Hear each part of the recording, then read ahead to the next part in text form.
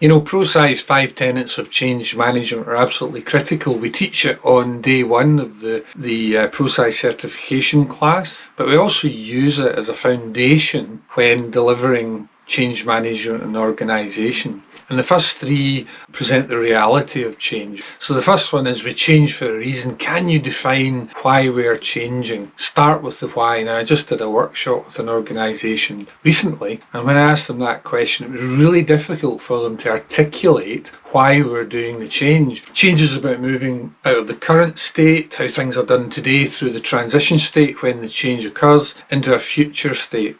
If we don't manage that transition state in particular, that's when the change is happening, and people will fall off. We will end up with a Swiss cheese adoption where not everyone gets to the future state. We can refer to Everett Rogers, and that shows that 16% of people, that's the early adopters and innovators, will adopt without any help, but the remainder need help. That's the transition state where we've got to really help people to make that transition, and it starts with the why. We can think of Cotter's suggestion, which is that if you can't explain the reason for the change in 5 minutes in a way that gets excitement and understanding, then our job is not yet done. So the reason we change is to reach a future state where performance is better than in the current state.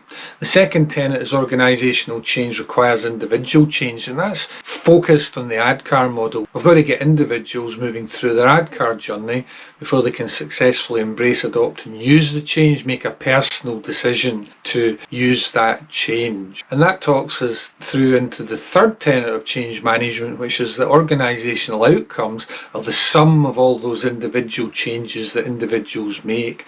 And the consequences of Tenet 2 and Tenet 3 are that there's no such thing as organisational change. Organisational change is the sum of all those individual personal decisions being made or not being made, and that's absolutely critical. So those first three are the reality of the change. The next two, number 4, change management's an enabling framework to manage the people side of change. Without change management, individual change process is ignored, and that results in a slower speed of adoption, ultimate utilisation and proficiency.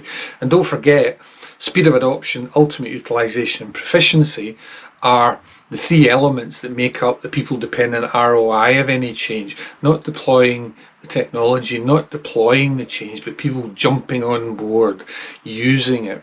And so change management is what drives that, and we apply change management to realise the benefits and desired outcomes of the change. And don't forget, from the Prosci research, with excellent change management, we're 6 times more likely to meet or exceed our objectives when compared with poor change management. So it's going to be worth doing. Organisations who desire results for change are dependent on individual transformations. And so in summary, we change for a reason. Can you define it? 2, organisational change requires individual change. Have we gone through the ADKAR process with every individual, every group of individual, so that they are at ability on go live day? Can we define the organisational outcomes?